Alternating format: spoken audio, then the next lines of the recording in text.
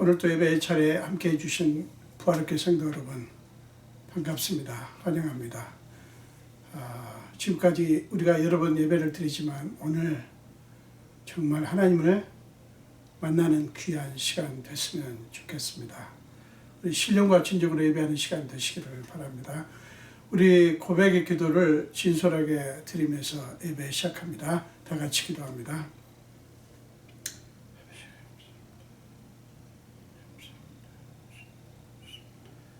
아버지, 주여,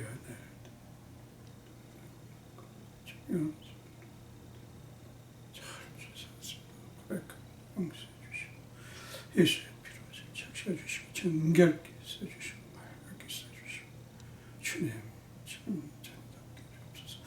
아버지, 그럼에도 불구하고 주님 의심을 고백하고 주님 아들이면서 주님 나의 구주십니다. 나의 주인 되십니다.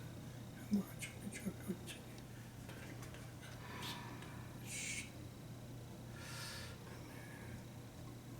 하나님의 용서의 말씀을 들으시기 바랍니다. 여호와는 마음이 상한 자를 가까이 하시고 중심으로 통회하는 자를 구원하시는도다. 아멘. 사도신경으로 신앙 고백합니다. 전능하사 천지를 만드신 하나님 아버지를 내가 믿사오며 그 외아들 우리 주 예수 그리스도를 믿사오니 이는 성령으로 잉태하사 동정녀 마리아에게 나시고 본디오 빌라도에게 고난을 받으사 십자가에 못 박혀 죽으시고 장사한 지 사흘 만에 죽은 자 가운데서 다시 살아나시며 하늘에 오르사 전능하신 하나님 우편에 앉아 계시다가 저주로서 산자와 죽은 자를 심판하러 오시리라. 성령을 믿사오며 거룩한 공예와 성도가 서로 교통하는 것과 죄를 사하여 주시는 것과 몸이 다시 사는 것과 영원히 사는 것을 믿사옵나이다. 아멘. 우리 하나님 앞에 함께 찬송하시겠는데요. 통일 찬송은 518장, 새 찬송가는 463장입니다.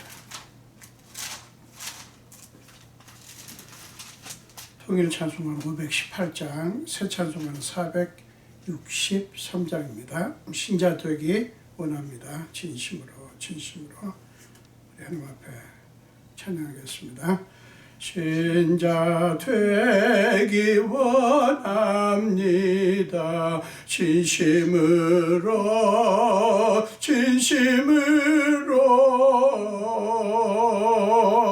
신자 되기 원합니다. 진심으로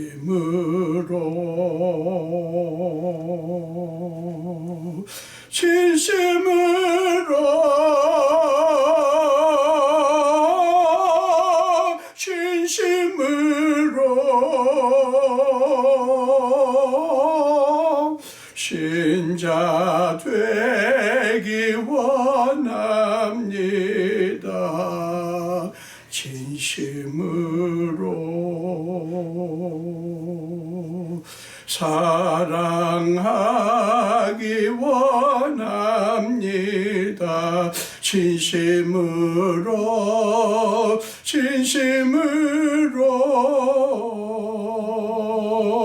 사랑하기 원합니다. 진심으로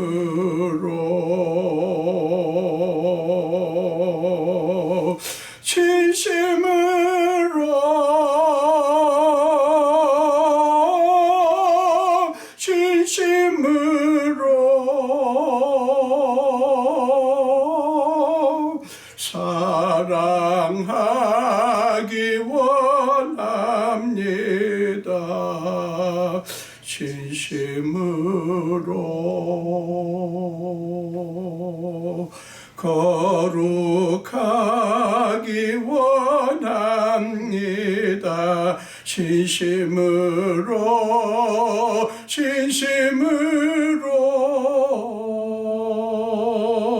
거룩하기 원합니다. 진심으로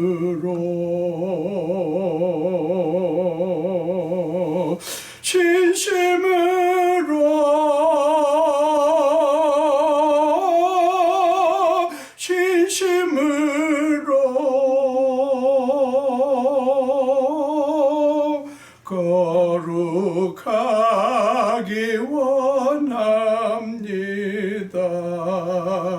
진심으로 예수 닮기 원합니다. 진심으로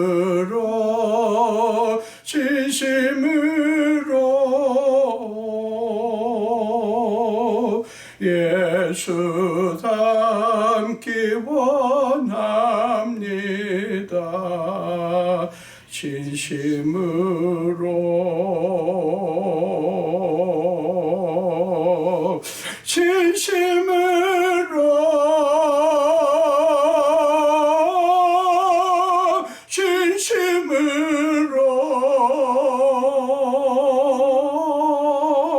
예수 닮기 원합니다. 진심으로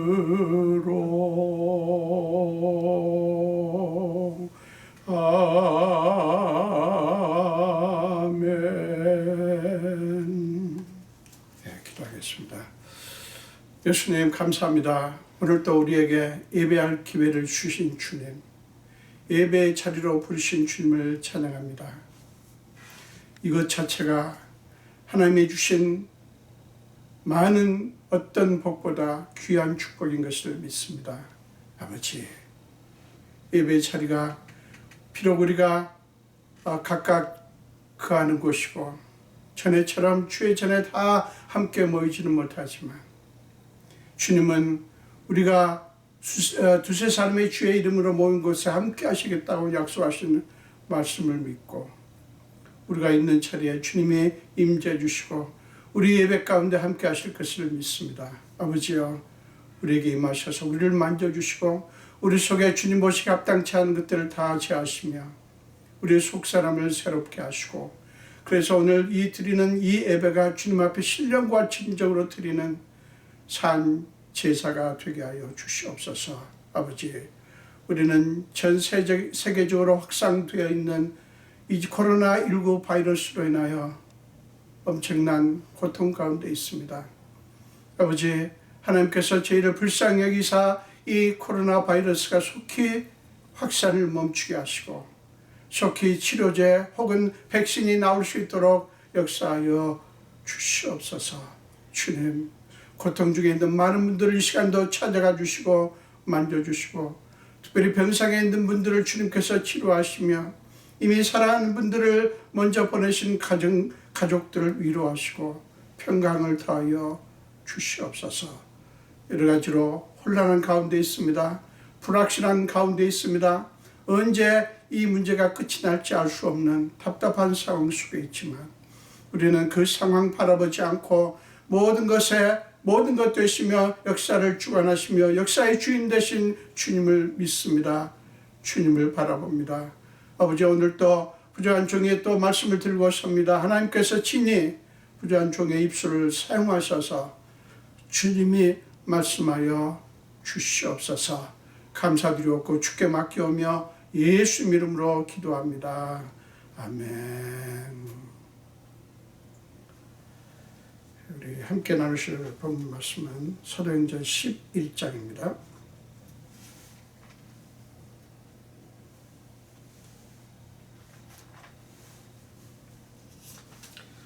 사도행전 11장 19절에서 21절까지 보겠습니다. 사도행전 11장 19절에서 21절까지입니다.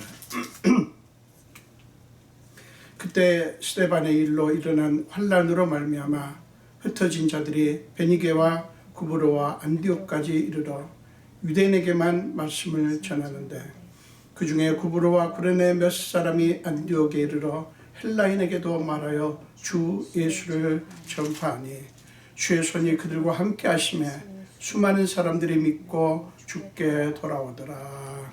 아멘. 예, 오늘 본문은 그 초대교회 성도들의 그런 어떤 특징적인 모습을 우리에게 보여주는데요. 오늘 본문에 보면 그때 스데반의 일로 일어난 환란으로 말미암아, 그러니까 스데반의 일로 일어난 환란 이야기를 꺼냅니다. 그러니까 스데반 집사 때부터 일어났던 그 문제를 얘기를 하는 거죠. 그러니까 스데반 때부터 예루살렘에 불어닥친 환란을 얘기를 하는 거예요. 물론 스데반 때문이 아니죠. 스데반을 비롯하여 7 집사를 교회가 세우고, 초대교회가 세우고, 굉장히 교회가 왕성하고 예루살렘 교회가 굉장히 부흥을 했습니다. 근데 그게 문제가 되었던 거예요. 유대인들이, 당시에는 로마가 박해한 것이 아니라 유대인들이 예수 믿는 자들을 핍박을 했죠. 예루살렘에 엄청난 환란이 일어나게 됐어요. 그래서 그 결과로 어떤 일이 벌어졌냐면, 많은 그리스도인들이 사도들 말고는 그 각 지역으로 흩어지게 되었습니다. 말하자면 거기서 더 머물 수가 없었던 것이죠. 흩어지게 됐어요. 그래서 여기 보면 여러 곳으로 베니게, 구브로, 안디옥, 그러니까 점점 북쪽으로 이렇게 가장 북쪽에 있는 안디옥까지 많은 그리스도인들이 이제 흩어지게 되었습니다. 말하자면 도망을 치는 거죠. 무슨 뭐 특별한 목적이 있어서가 아니라 환란을 피해서 그들은 그쪽으로 이렇게 가게 된 거예요. 그런데 이제 그것은 인지상정이고 너무나 자연스러운 그런 모습이죠. 근데 이들에게 아까 제가 특징적인 모습이라고 얘기했는데, 뭐냐면 그 흩어진 각 도시마다, 각 지역마다 가서 뭘 했냐면 이들이 복음을 전했어요. 복음을 전했습니다. 지금 이들이 무엇 때문에 이렇게 지금 환란을 겪죠? 박해를 받았죠? 복음 때문이에요. 그래서 지금 자기들이 거하는 곳에서 이제 그렇게 떠날 수밖에 없게 된 거예요. 가고 싶어서가 아니라 복음 때문에 그렇게 된 거란 말이에요. 그런데 그 복음을 또 거기서 전하는 거예요. 그럼 거기는 완전히 안전합니까? 아니에요. 여러분, 나중에 우리가 사도행전 9장에 보지만, 9장에서 나중에 아니라 우리 미리 봤지만, 이미 안디옥 지방에까지 이 예루살렘으로부터 혹은 많은 현지에 있는 유대인들이 이게 위협적인 존재로 남아 있었어요. 이미 우리가 앞장에서, 우리 9장에서 이미 여러분들이 보신 분들이 있겠지만, 사도 바울이 어떻게 했어요? 안디옥에 있는 그 예수 믿는 자들을 붙잡으려고, 다메섹에 있는 믿는 자를 붙잡으려고 그렇게 공문을 받아가지고 잡으러 갔지 않습니까? 다메섹에서 훨씬 위에 이제 안디옥이 있잖아요. 그런데 이제 안디옥까지 지금 구부로 여러 군데 이렇게 퍼져서 있는데, 전부 다 뭐냐면 유대인들이 살고 있었고 유대인들이 위협이 있었던 곳이라고요. 그러니까 거기가 안전하기 때문에, 거기는 아무런 방해를 받지 않기 때문에 그런 것이 아니라는 사실이에요. 근데 거기서 복음 전하는 것 때문에, 예수 믿는 것 때문에, 그리스도가 구세주다, 그리스도가 십자가에 못 박히시고 부활하셨다, 이거 전하는 것 때문에 지금 핍박을 받는 거 아닙니까? 그래가지고 도망 나온 건데, 지금 피신을 나온 건데 거기서 또 복음을 전하는 거예요. 여러분, 이게 특이한 점입니다. 이 환란이 왜 일어났어요? 이 복음 때문이란 말이에요. 근데 이 박해를 피해서 겨우 지금 거기서 빠져나왔는데, 또다시 자기들을 위험에 빠뜨릴 그 복음을 전하는 거예요. 이게 특이한 점입니다. 여러분, 그들은 어떻게 그럴 수 있었을까요? 무엇이 그들로 하여금 그렇게 하게 했을까? 도대체 무엇이, 그 내면에 있는 그들이 무엇이 있었기에 그것이 그들로 하여금 그렇게 위험한 상황 속에서, 그것 때문에 지금 환란을 겪었고 지금 여기까지 왔는데 왜 또 그 복음을 전하게 했을까 하는 거예요. 그들에게는 그들의 전 존재를 뒤흔드는, 그들 안에서 분출하는 에너지가 있었어요. 그것은 뭐냐면 예수의 사랑에 대한 감격이었습니다. 예수님의 은혜에 대한 감격이었다고요. 그게 그들의 최고의 가치 기준이었던 거예요. 결국 중요한 것은 어떤 결정을 하게 하는 가치 기준이 뭐냐. 사람들이 어떤 결정을 하고 어떤 판단하고 어떤 결정을 하고 어떤 행동을 하죠. 그럴 때마다 그것을 그렇게 하게 하는 어떤 가치 기준이 있다고요. 그 가치 기준을 무엇으로 삼는가, 이게 되게 중요한 거예요. 사람은 가치를 따라서 행동을 하죠. 그렇지 않습니까? 가치 기준을 따라서 움직이잖아요. 여러분, 공부하는 것이 아무런 의미가 없어요. 가치가 없는데 누가 그렇게 열심히 공부하겠어요? 사업하는 게 아무런 가치가 없어요. 근데 누가 그렇게 사업을 열심히 하겠어요? 여러분, 다 여러분들이 하는 그게 어떤 행위가 어떤 가치가 있다고 믿기 때문에 그거를 그렇게 열심히 하는 거 아닙니까? 물론 죽지 못해 한다 그렇게 말하는 분들도 있을지 모르지만 어쨌든 가치에 따라서 사람은 움직이는 거예요. 어떤 것에 얼마만큼의 가치를 부여하느냐에 따라서 어떤 결정을 할 때나 행동을 할 때 강도가 달라지죠. 가치가 클수록 그 행위가 굉장히 간절하고 강렬하게 되지 않습니까? 사람은 가치 있게 여기는 것을 위해서, 이게 가치 있다라고 여기는 것에 대해서 심지어는 생명까지도 내던지잖아요. 가치가 그렇게 중요합니다. 여러분, 시간만 나면 혹은 돈만 좀 생기면 얼른 생각나는 거, 또 그래서 재빨리 하게 하는 그거, 여러분, 그것이 여러분들을 움직이게 하는 가치 기준이라고요. 쉬워요. 가치 기준을 아는 게 되게 쉽습니다. 시간만 좀 나요. 돈만 좀 있어요. 엑스트라 여분이 좀 생겨요. 그러면 얼른 생각나고 재빨리 그것을 하게 하는 그거, 그게 여러분들의 가치 기준이라고요. 여러분, 처음 그리스도인들이 그랬습니다. 처음 그리스도인들이. 그들은 그것을 해야 한다는 어떤 당위성이나, 그러니까 복음을 전해야 된다라고 하는 어떤 당위성이나 의무, 그리고 무슨 상벌주의라는 게 뭐예요?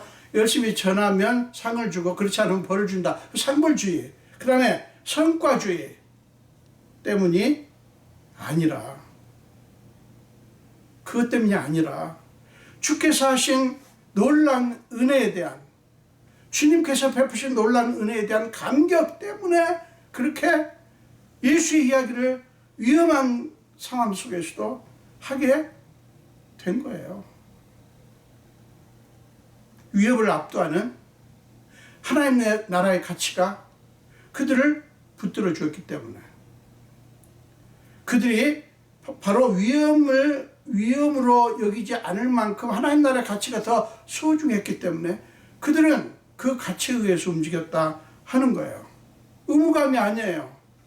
여러분, 전도해야 된다, 복음을 전해야 된다, 옳죠. 참 좋죠. 그리고 어떤 교회는 전도를 열심히 하면 전도상도 주고, 또 뭐 이렇게 주보에도 올리고, 막 교회, 심지어 어떤 교회는 교회 앞에다가 전도왕 1, 2, 3등 해가지고 이렇게 하는 경우도 있어요. 다 뭐예요? 열심히 전도하도록. 글쎄요, 어느 정도 자극이 되겠지만 저는 그거 별로 좋아하지 않습니다. 그 뭐예요? 상벌주의잖아요. 여러분, 그 당시에 처음 그리스도인들이 그것 때문에 그런 게 아니에요. 전도를 안 하면, 복음을 전하지 않으면 무슨 화가 있을까 봐서, 혹은 복음을 전하면 예루살렘 교회에서 무슨 상을 줄까 봐, 그게 아니었다는 거죠. 가치를 무엇에 둘 것인가 하는 문제는 되게 중요합니다. 개인의 안락함이나 편안함이나 이런 데에 가치를 둔다면 그 사람은 그 가치를 위해서, 즉 편안하고 안락하기 위해서 여러분들이 가진 모든 것을 걸 것입니다. 그런데 여러분, 그것들이 그렇게 다른 것을 다 걸 만큼 그렇게 소중한 것일까요? 한번 생각을 좀 해봐야 됩니다. 우리가 뭐 때문에 그렇게 우리가 지금 거기다 목을 매는가 한번 생각을 해보셔야 돼요. 그만한 가치가 있는 것일까? 여러분, 그리스도인의 가치 기준은 무엇입니까?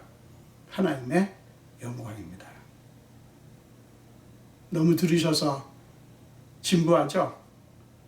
그러나 또 할 수밖에 없어요. 하나님의 영광이에요. 그리스도인은 예수를 믿음으로써 세상의 영광을 능가하는, 세상의 영광과 비교할 수 없는 하나님의 영광을 맛본 사람들이에요. 그리스도인은 그런 사람이어야 해요. 원래는. 그래서 그 하나님의 영광을 위해서 다른 모든 것을 거는 사람들이 그리스도인이에요. 입으로만 하는 게 아니에요. 예수 믿는 거 입으로 하는 게 아닙니다. 삶으로 하는 거지. 내가 하나님께 영광을 돌린다. 아무리 입으로 해봐야 그의 삶이 영광을 드러내는 삶이 아니면 아무 소용이 없죠. 여러분, 그때의 처음 그리스도인들이 그래서 흩어져서 가는 도시마다 자기들이 맛본 그 가치를 증거를 할 수밖에 없었던 거예요. 그들을 그렇게 만든 것은 소위 전도에 대한 어떤 당위성도 아니고요, 목표 달성을 위한 것도 아니에요. 그 전도를 많이 하면 14만 4천 명이 든다, 그 따위 그런 게 아니란 말이에요. 그런 식으로 성도들을 자극하고 이거 절대로 복음적이지 않습니다. 그게 아니고 주의 은혜에 대한 감격이었다고요. 그들이 자기들 안에 있는 여전히 자기들 주변에 있는 그 위협을 알아요. 모르는 게 아니에요. 여기는 괜찮을 거야 그렇게 생각한 게 아니에요. 위험을 알지만 그 감격이 너무 커서 그럴 수밖에 없었던 거예요. 그 감격, 예수를 믿는 감격, 그 은혜의 감격, 하나님의 영광의 감격이 너무 커서 그것을 증거할 수밖에 없었던 거예요. 그게 말씀을 전했다는 의미예요. 여러분, 오늘날 그리스도인들에게 정말 반드시 회복되어야 할 시급한 문제가 이것입니다. 오늘 그리스도인들에게는 주님이 하신 일에 대한 감격이 굉장히 약하거나 결여되어 있어요. 주님께서 하신 일에 대한 감격, 이게 너무 약화됐다고요. 다른 말로 하면 우리를 감격하게 하는 다른 요소들이 주님의 은혜 외에 너무 많아요. 우리가 자초한 거죠. 우리가 선택한 거죠. 핑계댈 수 없어요. 다 우리가 선택한 거예요. 가치 부여를 거기다 한 거기 때문에. 이게 여러분 심각한 문제입니다. 그리스도인들이 왜 힘이 없는가? 바로 그거예요. 하나님이 하신 일에 대한 감격이 없는 데서 오는 거예요.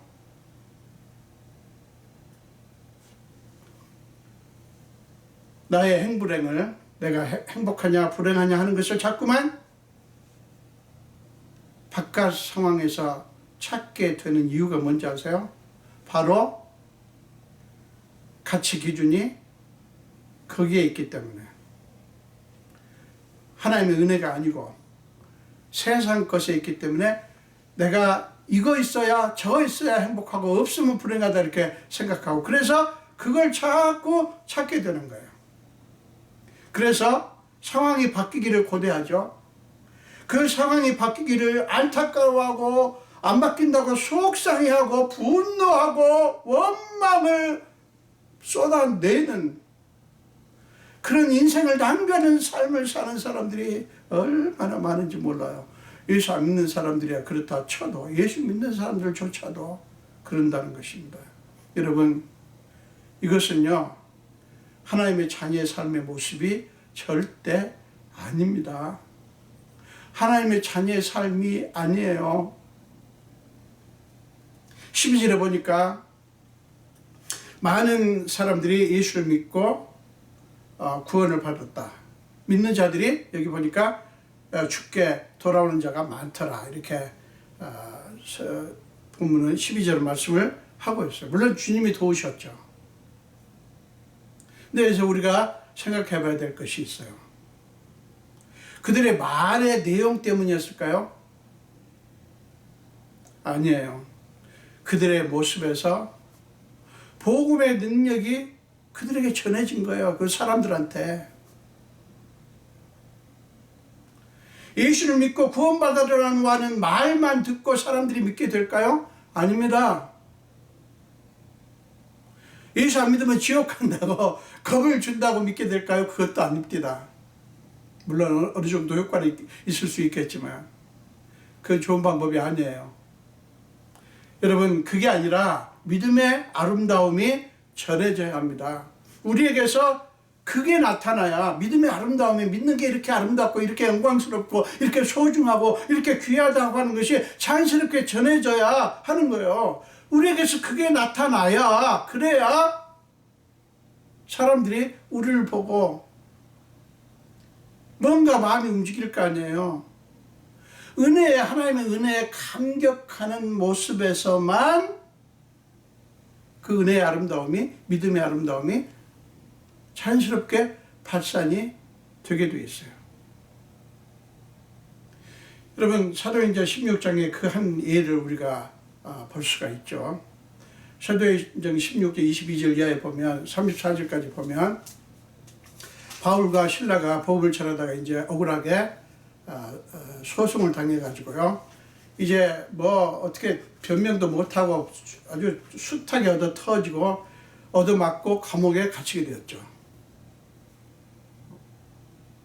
좋은 일 하다가 귀신 들린 소녀 아이를 고쳐주다가 그만 억울한 누명을 쓰고 그렇게 매를 맞고 감옥에 갇혀서 얼마나 수치스럽고 얼마나 고통스러운 그런 이야기입니까? 근데 그들의 그 수치스러움과 고통스러움의 이야기가 어떻게 귀결이 됐죠?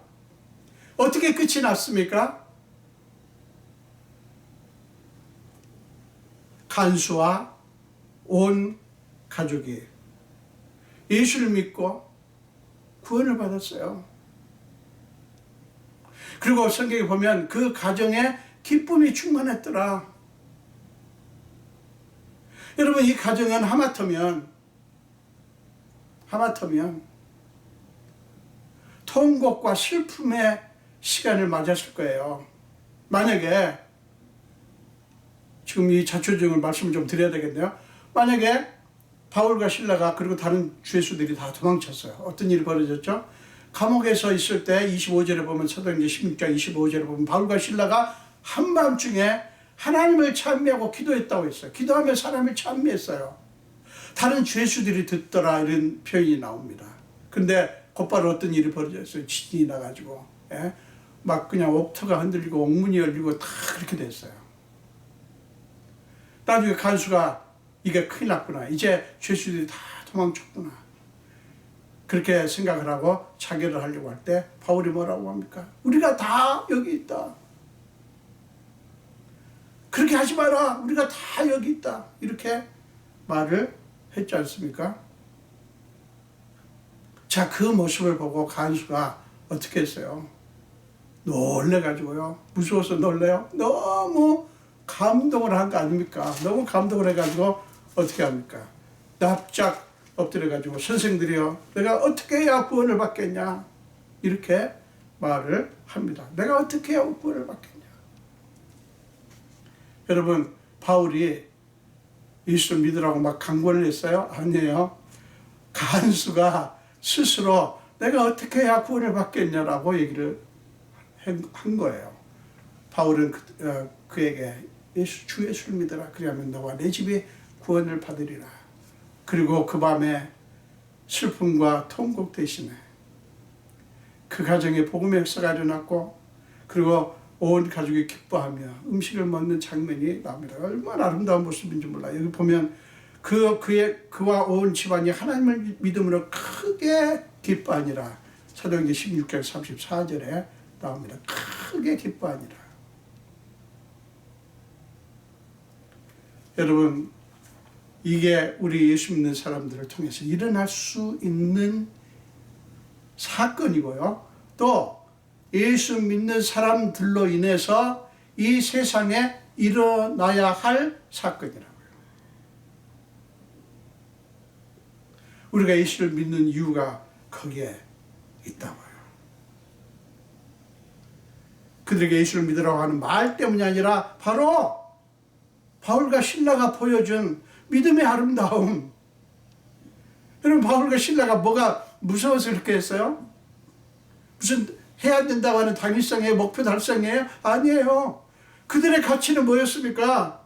그들에게 소중한 것은 뭐였어요? 하나님의 은혜였다고요. 하나님을 찬미하고 기도할 수밖에 없어요. 얻어맞았기 때문에 아프고 억울한 일을 겪었기 때문에 얼마나 마음이 아팠겠어요. 그러나 그게 그들의 가치가, 그러니까 그들이 억울한 일을 당하지 않고 매맞지 않고 감옥에 갇히지 않고 편안하게 되는 것, 그게 그들의 가치 기준이 아니라 이렇든 저렇든 환경이 어떻든 상황이 어쨌든 그건 그들에게 중요한 것이 아니었고, 그들의 가치 기준은 그게 아니었단 말이에요. 자기들이 편안하게 되는 게 아니었단 말이죠. 하나님을 높이는 것, 하나님께 영광을 돌리는 것이었다고요. 그거를 하실 뿐이에요. 이렇게 하면 무슨 지진이 나가지고 옥토가 흔들리고 옥문이 열릴 것이다. 아니에요. 그거 생각하지 못했어요. 하나님이 그 믿음을 기뻐하셨던 것이죠. 여러분, 기억하십시오. 여러분은 하나님께 너무나 소중한 존재들입니다. 여러분이 가진 것 때문이 아니라 하나님이 여러분을 사랑하신다는 사실 때문에, 하나님은 저와 여러분이 하나님 자녀답게 되는 것, 하나님 자녀답게 이 세상에서 하나님의 자녀답게 사는 거예요. 근데 오늘날 그리스도의 모습이 그렇지 못하다고요. 난 그래서 성령께서 우리 안에서 다시간다고 생각해요. 왜 저렇게 살까? 내가 사랑하는 아들이고 딸인데 저 아들과 딸은 왜 엉뚱한 것에 가치를 두고 저기다가 저렇게 시간과 돈을 다 쏟아부을까? 하나님이 얼마나 안타까우신다는 사실 여러분 아십니까?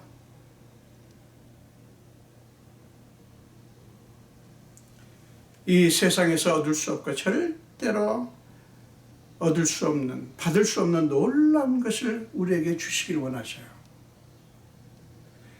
여러분, 어느 정도 은혜를 맛보면서 하나님께서 주시는 그 선물의 그 달콤함, 그 감격을 여러분들이 맛보신 분들이 있죠. 여러분, 더 사모하십시오. 하나님께 더 나아가십시오. 여러분, 그게 하나님 나라의 가치입니다. 그것은 세상의 가치와 비교 자체가 안 돼요. 크리스천들이 이거를 생각을 안 하기 때문에 하나님 나라의 가치의 그 삶을 누리지 못하는 거예요. 우리가 천국 가서 물론 하나님 나라의 가치를 맛보겠죠. 그러나 이 땅에 사는 동안에도요, 하나님은 우리가 하나님의 아들과 딸답게 살기를 원해요. 윤리 도덕적인 문제를 초월합니다. 자꾸 예수를 잘 믿는다고 하는 것을 자꾸 착하게 살고 선하게 살고 거기다만 자꾸 초점을 맞춥니다. 물론 그것은 기본입니다. 그게 중요한 게 아니라 그보다 더 중요한 것은 이 땅에 하나님의 아들과 딸로 사는 거예요. 누리는 겁니다. 엄청난 선물이 우리에게 부어지고 있는데, 물론 그럼에도 불구하고 우리를 고통스럽게 하고 두렵게 하고 걱정되게 한 요소들이 왜 없어요? 많아요. 제가 그것을 부정하는 게 아니에요. 모두가 다 겪고 있는 일입니다, 여러분.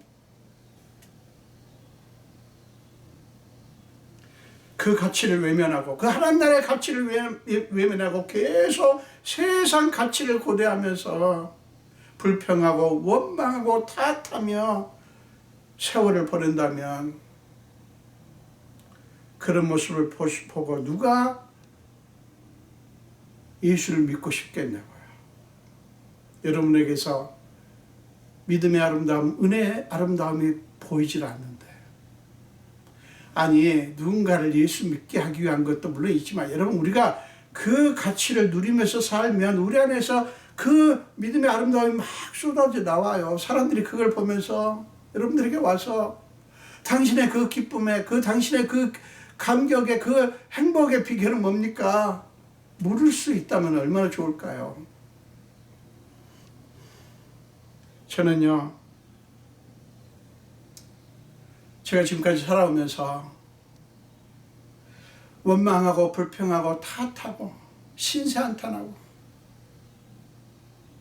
그러면서 수없는 세월을 낭비하는 사람들을 꽤 봤어요. 60이 되고 70이 되고 80이 돼서 이제 인생이 얼마 안 남았는데 정말 탄식을 하는 소리를 들으며 가슴이 너무 아팠어요. 전부 후회입니다. 내가 왜 그때 그랬던가. 내가 이렇게 할 수 있었는데. 여러분, 그리스도인들에게 후회는 의미가 없어요. 지금 이 순간, 과거에 어쨌든 간에 지금 이 순간 우리가 하나님 앞에 나아가면 됩니다.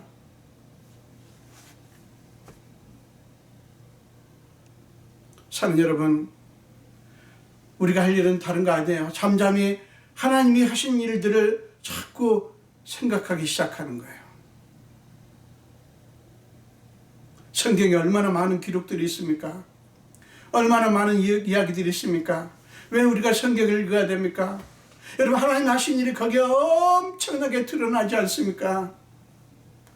하나님께서 요셉에게 하신 일, 아브라함에게 하신 일, 다윗에게 하신 일, 얼마나 많은 이야기들이 있냐고요.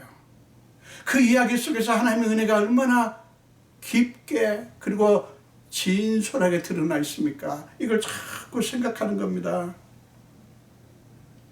여전히 환경은 어렵고 힘들어도요, 그걸 자꾸 생각하는 거예요. 그게 얼마나 소중한 것인지 여러분 자꾸 생각하라는 것입니다. 순간마다 하나님을 찬양하고요, 하나님께 감사하고요. 사람들이 이렇게 말합니다. 찬양할 거리가 있어야, 감사할 거리가 있어야 감사하죠. 예, 이해합니다. 무슨 말씀 하시는지 알아요. 그래 여러분, 제가 아까 말씀드렸죠. 환경이 바뀔 때까지는 내가 감사 못하겠다.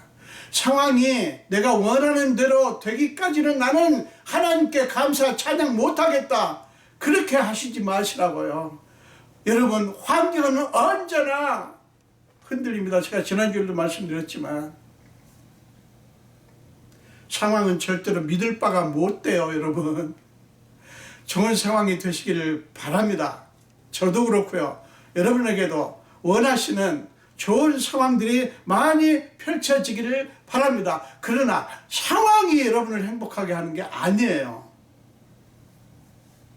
예수님의 은혜입니다. 그분의 하신 일이에요. 우리가 사랑하는 여러분, 우리가 환경의 영향을 받을 수밖에 없죠. 그렇지만 여러분, 환경에 지배되어서는 안 되죠. 여러분, 우리 그리스도인들에게는 내 안에 엄청난 가치가 있어요. 보배신 예수님이 계시다고요. 그리고 내 주변에는 우리를 괴롭히는, 힘들게 하는 많은 환경들이 있어요. 우리 그리스도인들은 그 가치와 내 안에 있는 보배이신 그 가치 되시는 분과 있는 분과 그리고 세상의 환경 상황 사이에서 우리는 늘 싸울 수밖에 없어요. 그게 그리스도인의 삶이에요. 사랑하는 여러분, 환경을 붙들지 마십시오. 믿을 게 못 돼요. 믿을 수 없습니다. 하늘나라의 가치를 붙드세요. 환경을 기대하지 마세요. 하나님 나라의 가치를 기대하시라고요. 여러분, 환경이 앞으로 이 세상이 좋아지리라고 생각하십니까? 아니에요. 여러분, 그렇지 않습니다. 미안한 말씀이지만 이 코로나 바이러스와 같은 바이러스가 또 언제 올지 몰라요. 우리는 메르스 사태 지나면서 이걸 기대하지 않았죠. 그러나 이 코로나가 지나고 글쎄요, 아무런 질병이 또 바이러스가 또 퍼지지 않았으면 좋겠지만 알 수 없어요. 많은 사람들이 코로나 때문에 지금 너무나 고통 속에 있습니다. 이해합니다. 여러분, 그런 상황을 보면서 우리가 기억해야 될 게 있어요. 아, 세상이 이렇구나. 세상은 이럴 수밖에 없구나. 상황은 이렇게 될 수밖에 없구나. 이 상황, 환경을 믿을 바가 못 되는구나. 여러분 이거 잡으시면 이 코로나 사태를 여러분들이 지혜롭게 지나시는 거예요. 가치 기준을 바꾸시고요. 여러분들 그렇게 추구하던 게 뭐가 그렇게 가치 있습니까? 미안한 말씀이지만. 환경, 상황 탓하느라 시간 낭비하지 마세요. 나는 지금 하나님 나라의 가치를 주목하고 하나님 나라의 가치를 감사하고 있는가, 이걸 생각하시라고요. 예수님 요한복음 16장 33절에서 내가 너에게 기쁨을 준다. 우리 요한복음 16장 33절을 한번 보겠습니다. 요한복음 16장 33절에 우리가 꼭 잊지 말아야 될 귀한 말씀이 있습니다. 요한복음 16장 33절입니다. 이것을 너에게 이르는 것은 너희로 내 안에서 평안을 누리게 하려 합니다. 자, 보세요. 너희에게 평안을 누리게 하려 한다. 그 근거가 뭡니까? 세상에서는 너희가 환난을 당하나 담대하라. 내가 세상을 이겼노라. 예수님은 너희가 내 안에서 평안을 누리게 하려 함이라 하면서 너희가 내 안에 있으면 절대로 고통스러운 환경 맞지 않을 것이다. 환난을 겪지 않을 것이다. 병 걸리지 않을 것이다. 어떤 어려움도 겪지 않을 것이다. 그러니까 내 안에 거하면 평안이 있다라고 말한 게 아니라 세상에서 너희가 환난을 당한다. 왜요? 세상이 그런 곳이에요. 여러분, 세상을 우리가 누리고 세상 속에 사는 동안 우리가 참 최선을 다해서 잘 살아야 되죠. 물론 세상을 염세적으로 바라보지 마십시오. 그러나 세상에 기대하지 마시라고요. 세상에서는 환난을 당할 수 있어요. 그러나 뭐라고 했어요? 담대라, 내가 세상을 이겼노라. 이게 예수 안에 있을 때 주님으로부터 주어질 평안이라고요. 이게 바로 오늘 본문에서 그 모습을 우리는 보아야 되는 거예요. 그 모습을. 오늘 본문은 전도에 대한 이야기를 하려고 하는 게 아니에요. 사실은 예수 믿는 사람들에게 가치 기준을 여기에 두어라라고 하는 것을 말씀하는 거예요. 전도는 입으로 하는 게 아니에요. 전도의 내용으로 하는 게 아니에요. 아무리 예수가 누구고 하나님이 어떻게 하셨고 우리가 죄인 됐을 때 그리스도를 이 세상에 보내서 죽게 하셔서 하나님이 우리를 얼마나 사랑하시는지를 증거했다라고 아무리 말을 해도요,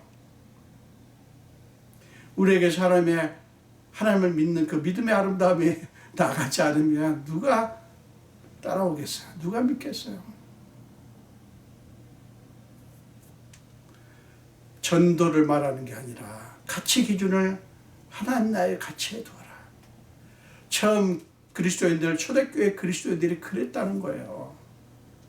여러분, 오늘날 초대교회 교인들의 그 은혜 감격이 없는 게 문제라고요. 이것이 능력인데, 이것이 세상을 뒤흔들 수 있는, 영향을 끼칠 수 있는 능력인데, 그리스도인들이 세상에 영향을 끼치는 것이 아니라 오히려 세상에 영향을 받고 앉아 있잖아요.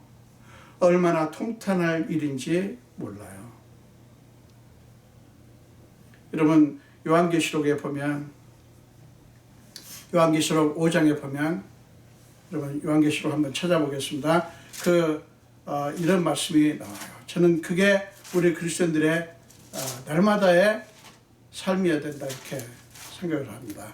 요한계시록 5장 9절, 10절, 12절, 13절을 보겠습니다.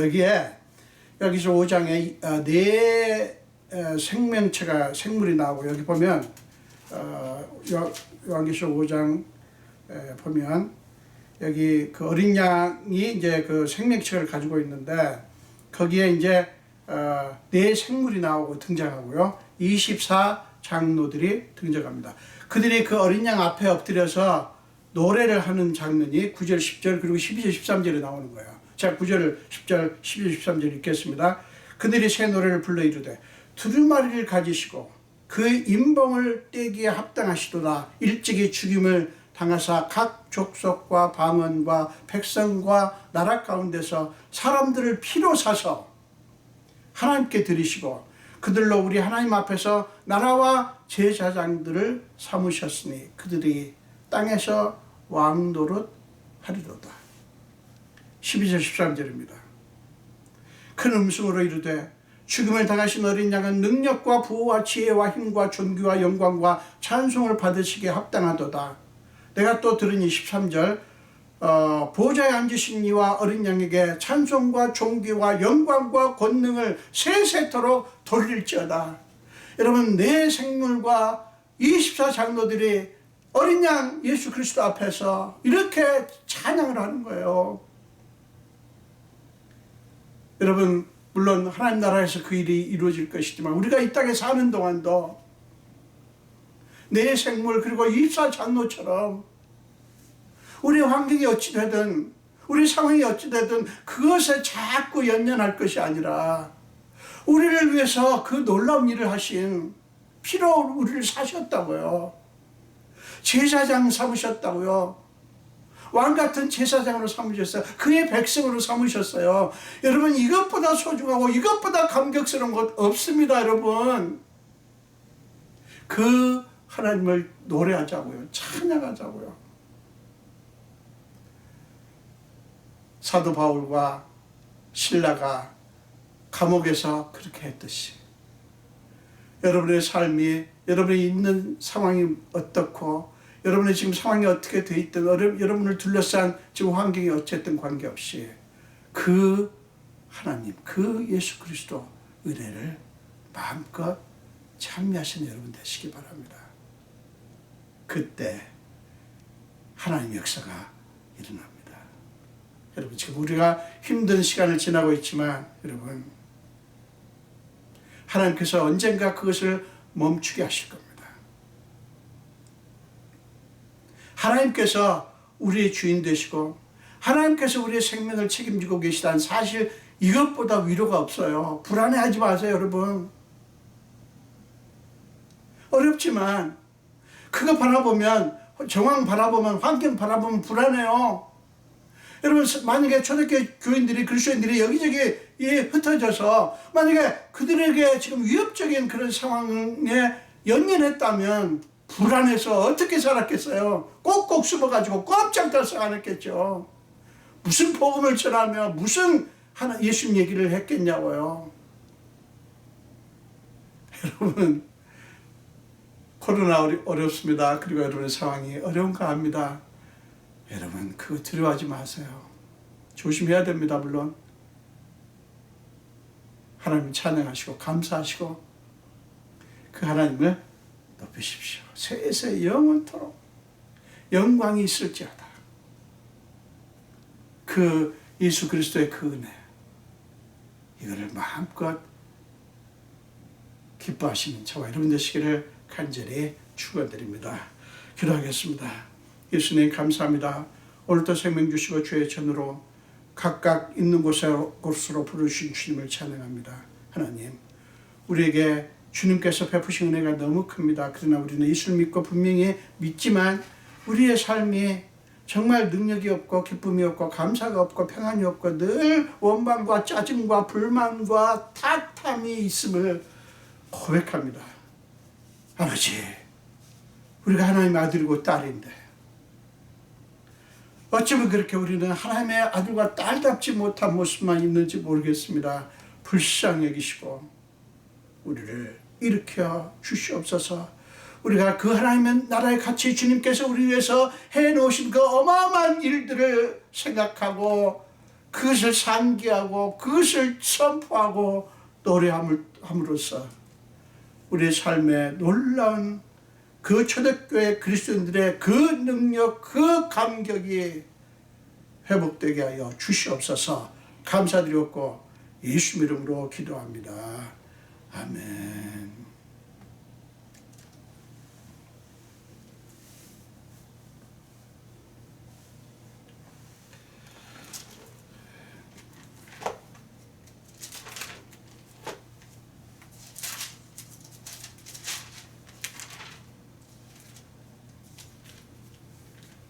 우리 찬송가, 통일 찬송가, 새 찬송가 다 27장입니다. 1절만 하시면서 우리 주님 앞에 예물을 드리도록 하겠습니다. 27장입니다. 1절만 하면서 예물을 드리겠습니다. 빛나고 높은 보좌와 그 위에 앉으신 주 예수 얼굴 영광이 해같이 빛나네. 해같이 빛나네.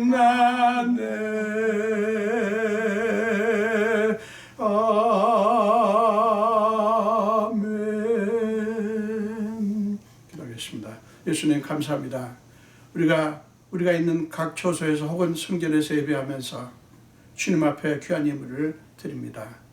우리가 지금 코로나19 바이러스 때문에 이제 사업하기도 힘들고 어떤 분들은 직장도 잃고 수입원이 끊어졌지만 그러나 우리는 최선을 다해서 우리의 구원자 되신 우리를 사랑하시는 주님 앞에 귀한 예물을 드립니다. 이 예물 속에 담긴 성도들의 모든 형편과 사정을 아시는 주님, 하늘을 여셔서 주님이 사랑하는 자녀들이오니 하나님의 수준으로 하나님의 방식으로 마음껏 축복해 주시되 특별히 소득 중에서 10분의 1은 주님의 것이라고 믿고 구별하여 11조를 드린 분들, 말라기 3장 10절에서 하나님이 친히 하신 약속들이 저들의 삶에 온전히 이루어지는 축복을 허락해 주시옵소서. 감사드리고 축복하며 예수 이름으로 기도합니다. 아멘. 여러분, 우리는 여전히 언제 끝날지 모를 지금 코로나19 바이러스 사태 속에 있죠. 여러분, 특별히 미국을 위해서 좀 기도를 많이 해주세요. 굉장히 지금 급속도로 퍼지고 있고요. 이게 어떻게 될지 모르겠습니다. 여러분, 전 세계적으로 다 그렇고요. 좀 나은 듯 하다가 또 그렇게 되고, 지금 멕시코도 그렇고 남미 할 것 없이 안전한 곳이 없습니다. 계속 기도합시다. 하나님의 긍휼히 여기시고요. 하나님께서 이 일도 끝나게 할 것입니다. 이때 정말 전에 부탁드렸듯이 성경을 많이 보시고요. 더 하나님을 붙드시는 그런 삶이 됐으면 좋겠습니다.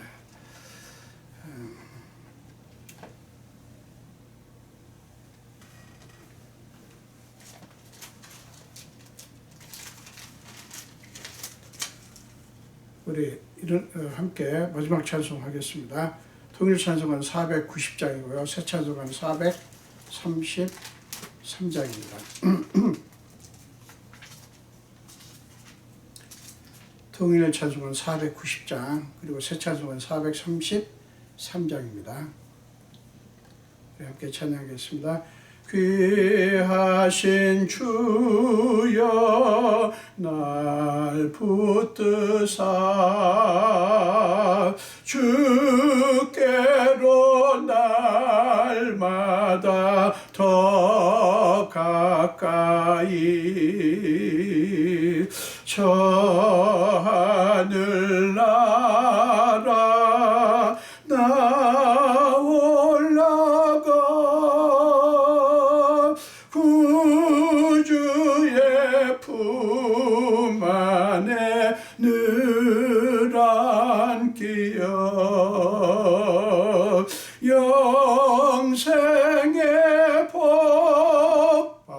받기 원합니다. 봉헌할 물건 나 없어도 날마다 주께로 더 가까이 내 죄를 주께 다 고하니 주님의 보혈로 날 씻으사 눈보다 더 희게 하옵소서. 간악한 마귀 날 꾀어도 주 예수 앞으로 더 가까이 이 세상 속한 그 허영심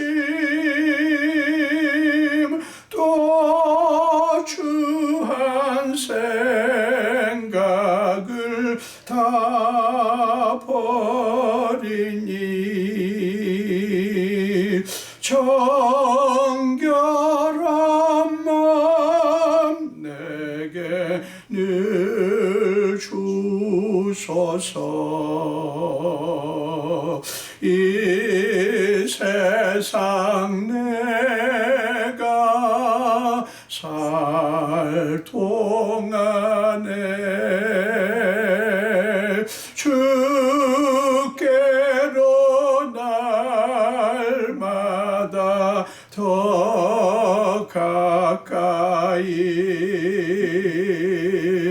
저 배는 천국 나 들어가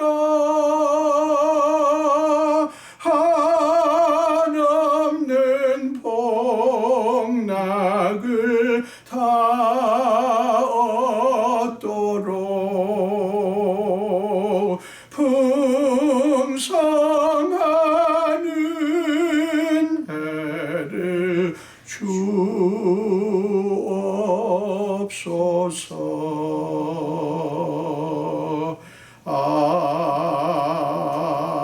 아멘. 기도하겠습니다. 지금은 우리 주 예수 그리스도의 크신 은혜와 하나님 아버지의 지극하신 사랑하심과 우리 삶 속에 기꺼이 들어오셔서 우리 모든 무거운 짐과 우리 상처와 연약함까지 다 짊어지시고 날마다 우리 위해서 탄식함으로 간구하시는 성령님의 감화 감동 역사하심이 오늘 예배를 드리며 특별히 말씀을 듣고 이제 하나님께서 우리를 너무나 사랑하셔서 우리가 가장 행복할 수 있고 가장 풍성할 수 있는 삶을 주셨고 그 삶을 이제 마음껏 거기에 가치를 두고 거기에 소망을 두고 살기로 작정하는 우리 성도들 머리 위에와 우리 온 교회 위에 지금부터 영원토록 함께 하시기를 간절히 축원하옵나이다. 아멘.